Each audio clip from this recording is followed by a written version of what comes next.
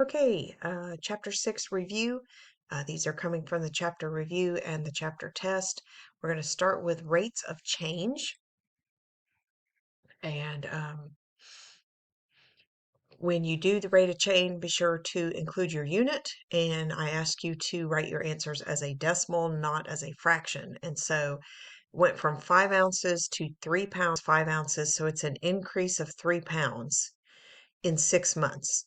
And so we could do 3 pounds in 6 months. So we take our 3 and divide it by our 6, and we get a half pound per month. So half pound per month. If you wanted to, that's a pound is 16 ounces, so that would be 8 ounces per month. But you don't have to, you could leave it in pounds, which was the easiest because of that 5 ounces here and here. Plant is measured at 5 inches and then 14 inches 4 weeks later. So it went from a half an inch to 14 inches. So it went up 13 and a half inches in 4 weeks. So 13.5 divided by 4, and it will go 3 times 12. It will go 3 times again. It will go 7 times. I'm going to run out of room here. Put in another 0 because I get a 2, and then it'll go 5 times. So we get 3.375, and my unit is inches per week. There. On these, we were to find the rate of change, and remember your rate of change is vertical change over horizontal.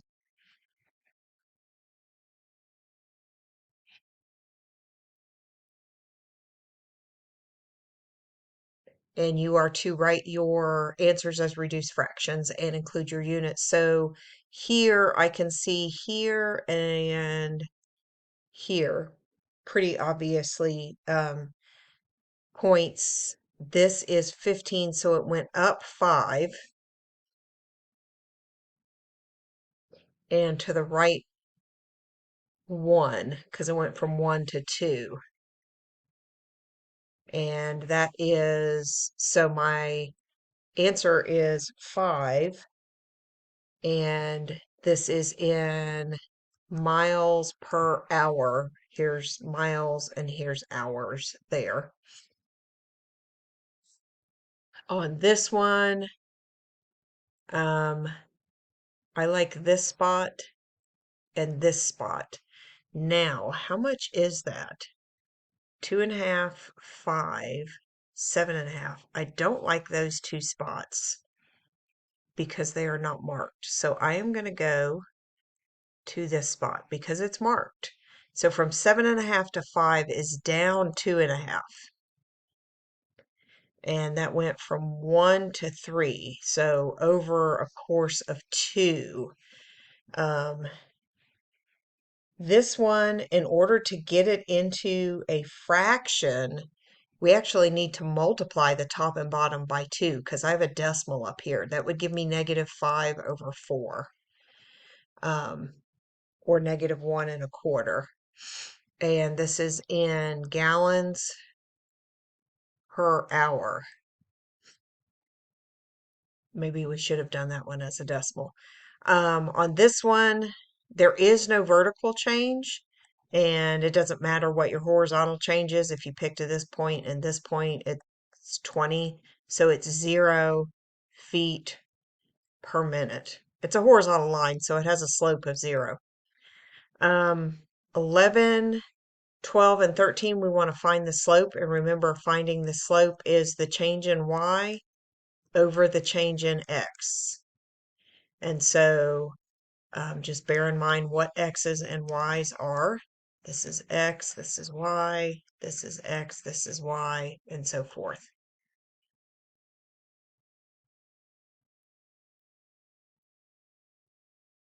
And so On this one, -2 minus a -4 over 3 minus a -5. Change my sign and add. Do that in a different color so that we can see it. Here and here. I am going to get in the top a +2 and in the bottom an 8, which will reduce to 1/4. On this one, change in y over change in x.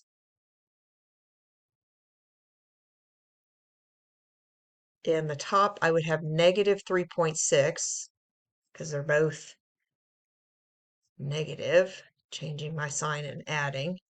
And then in the bottom, I'm going to get 0. This is undefined. This is a vertical line. And this one, the slope was 1/4. Change in y, 5 minus a -2 over change in x, 2 minus a -5. Changing my signs and adding, changing my signs and adding, and I get 7 over 7, which reduces to 1. When you find your slope, leave it as a reduced fraction. Don't change it to a mixed number. It's easier to graph from that. Writing equations in slope-intercept form, your standard or your slope-intercept form is y equals mx plus b. So all you had to do here really is plug in the m and the b. So we're going to y equals -3 because 0x is just 0. And then plus a -3 is just -3. So y equals -7x plus 1/2. And here y equals 2/5 x. We would not bother to write the +0. On these, I need to find the slope and the y-intercept. The y-intercept right here, your b is 1/2. Oops, -1/2. Your slope, you can either calculate it or you can count it. I can see this point, which is -1, 0, and this point, which is 1, -1. And so I could calculate the slope. 0 minus -1, change in y over change in x. And I would get 1 over -2 or -1/2. And if you counted it, you would go down 1 and then to the right 2. And so you would get that -1/2 there. So my equation is y equals mx plus b. I would probably write this as -1/2 rather than plus a -1/2. On number 18, you have a y-intercept of -3. And then my slope is up 1 and to the right 4. So the slope is 1/4. So y equals 1/4 x minus 3. If you wanted to calculate the slope, then you would find 2 points. Here's 0, -3. And here is 1, 2, 3, 4, -2. So change in y over the change in x. Change my sign and add. I get -1 over -4, which is positive 1/4. So either way to get the slope there. On these, you have to find the slope and y-intercept. On this one, you first have to get it in slope-intercept form. So we have 4y equals -2x minus 4. You cannot put together the -4 and the -2x. They're not like terms. Divide everything by 4. So y equals -1/2 x, reducing that, and then 4 divided by 4 is 1, and it's negative. So my slope is -1/2, and my y-intercept is -1. So when I graph, I start with the y-intercept at -1, and my slope is down 1 and to the right 2. And then if you would please use a ruler to do this. I don't have a way to do that on this drafting tablet. This one's already set up in slope-intercept form, so it is really that easy. The slope is 1/3 the thing in front of x, and the y-intercept is 2. So we are going to start at our y-intercept of 2, and my slope is up 1 and to the right 3. Again, when you do slope, the positive or negative will tell you whether you're going up or down. You will always go to the right. Moving on to, and those both came off with a chapter test on page 368. Moving on to applying linear functions, use the given information to answer the questions. A job at a retail store pays $75 per week plus 25% commission on sales. Write an equation to calculate the total pay for a week with a sales of S. So you know you're going to get the $75 plus you get 25% of your sales, that of indicating multiplication. And so using the equation,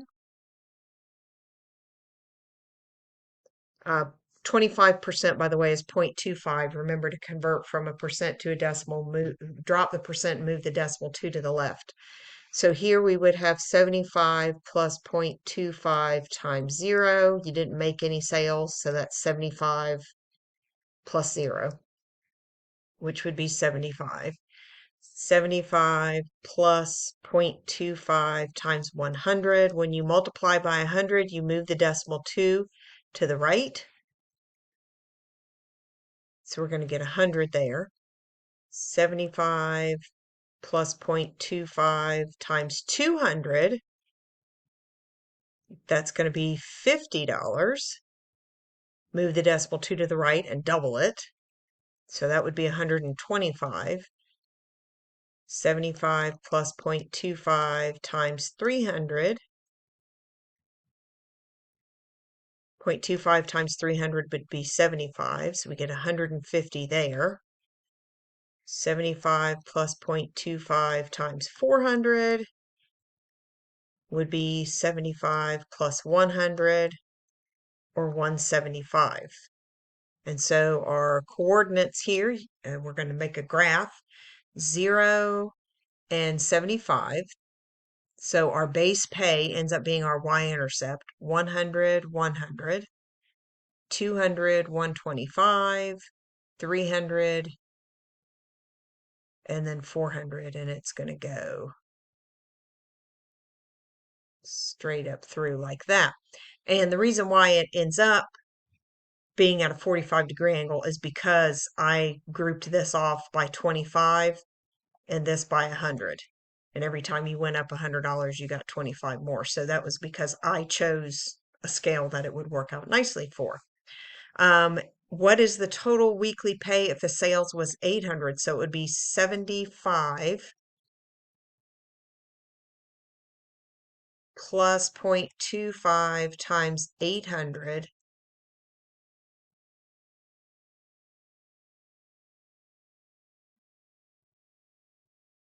which would be $200.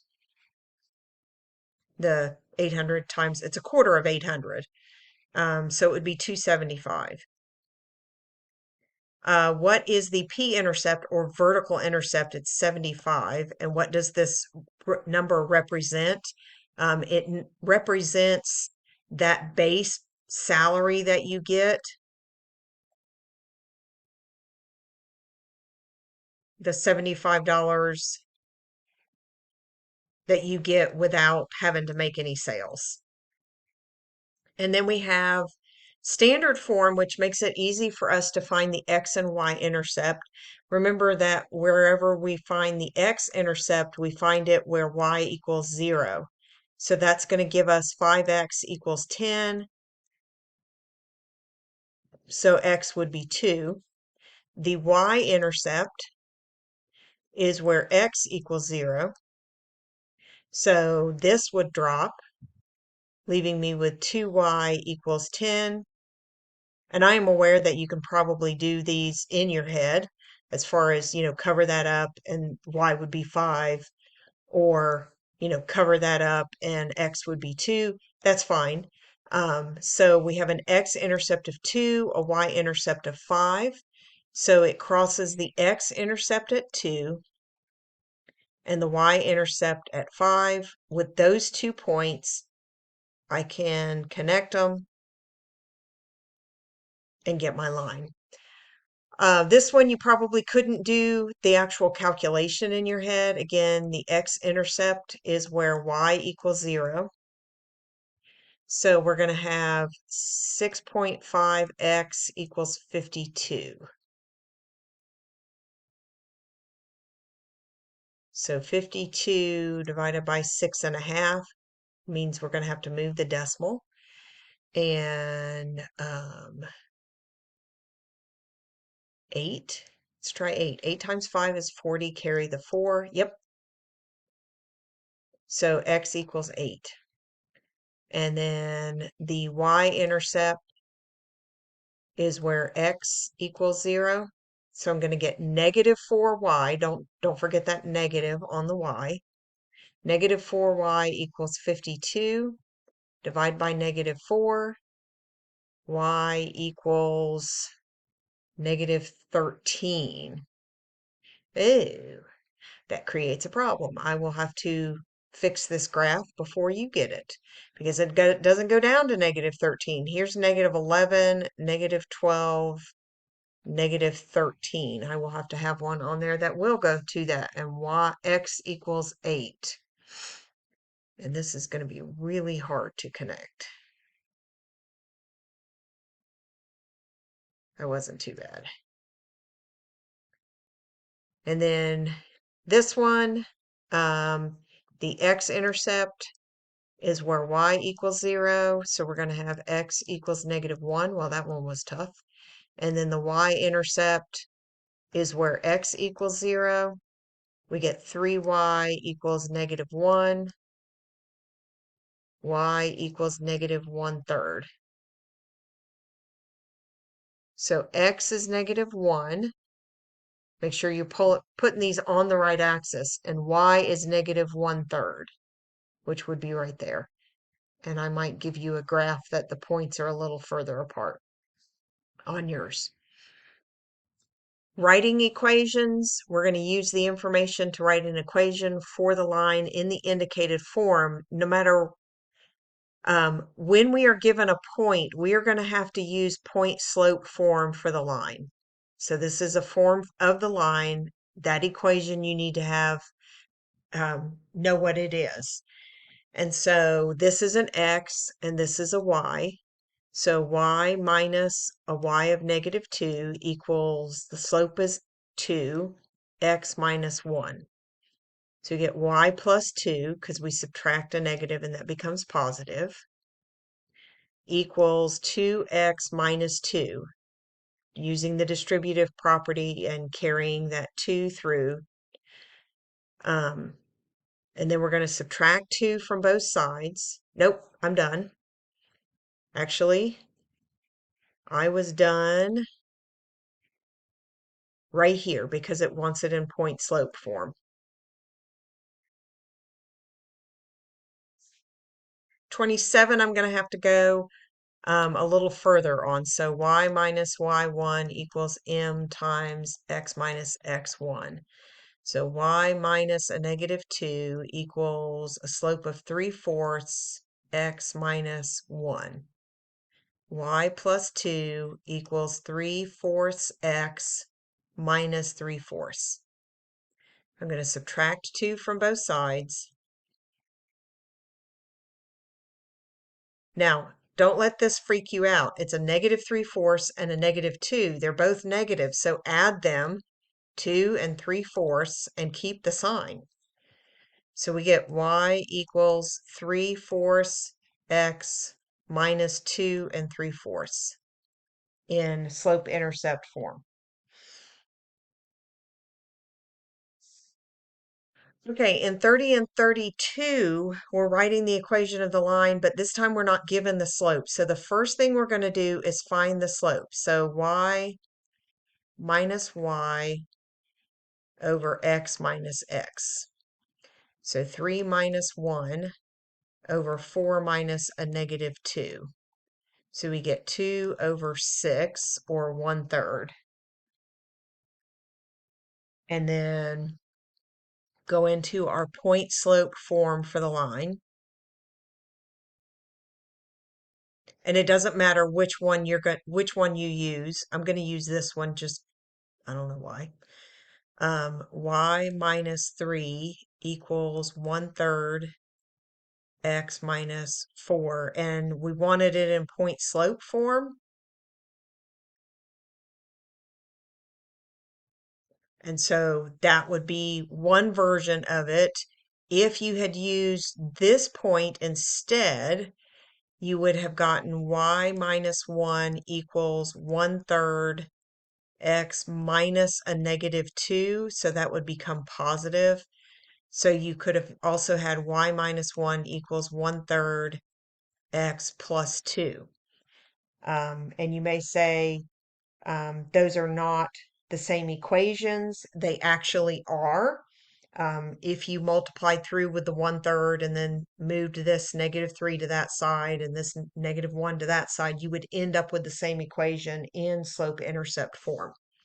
In 32, we're going to have slope-intercept form. So again, first step, find the slope. So y minus y over x minus x. So -4 minus 2 over 5 minus 0. Remember, these two are coming from that same coordinate pair. So -4 minus 2 is -6. 5 minus 0 is 5. So we get a slope of -6/5. So we have y minus y1 equals m x minus x1. And so y minus a -4 equals -6/5 x minus 5. So this will become y plus 4, changing your sign and adding -6/5 times -5. First I have -6/5 x, but then I have -6/5 times -5. That's going to be positive 6. And then subtract 4 from both sides, and I'm going to get y equals -6/5 x plus 2. It may have been easier to use this one. Y minus y equals m x minus x. Well, so this is y minus 2 equals -6/5 x. Add 2 to both sides, and we get y equals -6/5 x plus 2. So either way, you get the same one. And you did want that one in slope-intercept form, was the way I wanted that one. On this, use the equations to answer the questions, write your answers in the blanks. So we have this equation. What would be the slope of the line parallel? Well, it would be the same slope. Write the equation in slope-intercept form of a parallel line. So we know the slope is 5, and we have a point. So we have y minus y1, which would be -1, equals m, which is 5, x minus x. So we get y plus 1 equals 5x minus 10, using that distributive property.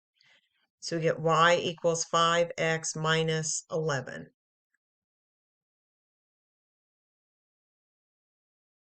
And then number 34, we have this equation, and I ask what would be the slope of the perpendicular line. Well, here's the slope of that line. The perpendicular line would be the negative reciprocal. Flip it and change the sign.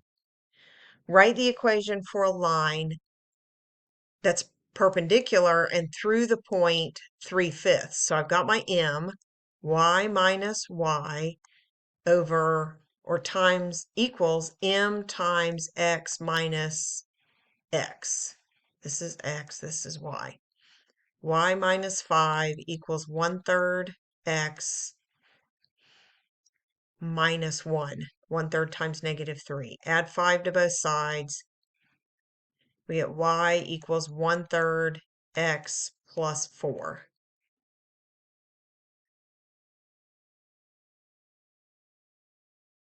So again, remember slopes have parallel lines have equal slopes. Perpendicular lines have slopes that are the negative reciprocals. On this one, we have an equation. What would be the slope of the line that's parallel? It would be 9. So we're going to use that along with that point, y minus y equals m times x minus x.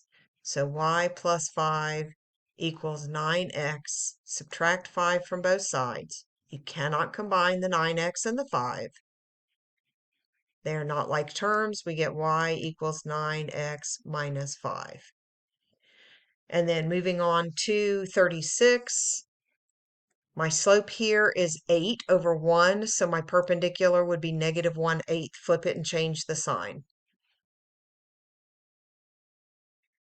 So we have y minus y of 10 equals m x minus x. So y minus 10 equals negative 1/8 x. So negative 1/8 times negative 4. 2, 1. So we end up with 1/2, and it's positive. Add 10 to both sides, and we get y equals negative 1/8 x. A half plus 10 is 10 1/2.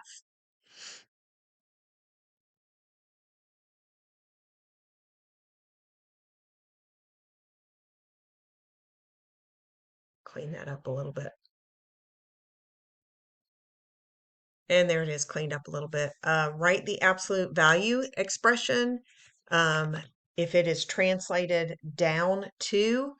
And so that's going to be outside the absolute value, and it's going to be minus 2. Up and down is outside the absolute value. Left and right are inside the absolute value. The up and down, the signs make sense with what you would think. The left and right are the opposite of what you would think. So this is going to be to the right is going to be inside, and it's going to be negative 3/4. On number 34, because it's inside and negative, it's going to go right 4. And so we put our dot here at 4 and go up and down in that V pattern. In number 35, it is going to go up 2. And so we would start here at 2. And I did not do a good job with that. Let's try that again. Like that. And like that. And then some additional problems tell the type of slope. We read from left to right. If I put our finger on the left-hand side, this one goes down, so it has a negative slope. This one has a 0 slope. This one is undefined. If we calculated it, we would get 0 in the denominator. And this one has a positive slope. It does go up from left to right. It's slight, but it does go up. In rates of change where you have a data table, what you're going to need to do is find the difference over here and divide it by the difference over here. And so this one is going down by 4, and I had to change the data because it wasn't evenly distributed. And this is going up by a half. And so we're going to take negative 4 divided by 0.5, which is the same as, I'll show it to you as a fraction. Negative 4 divided by 1/2, negative 4 times 2 over 1. The change is negative 8 feet per second. And that would have been really obvious had you actually gone a full second. That's 1 second. And from here to here is down 8. The other way that you could have done this is put your 4 in here, your 0.5 out there, move your decimal, and it would be 8. And that may have been easier to see than that. Here, it's going down by 0.4 and up by 10. So negative 0.4 divided by 10 is negative 0.04. Move your decimal 1 to the left. And this is millimeters per year.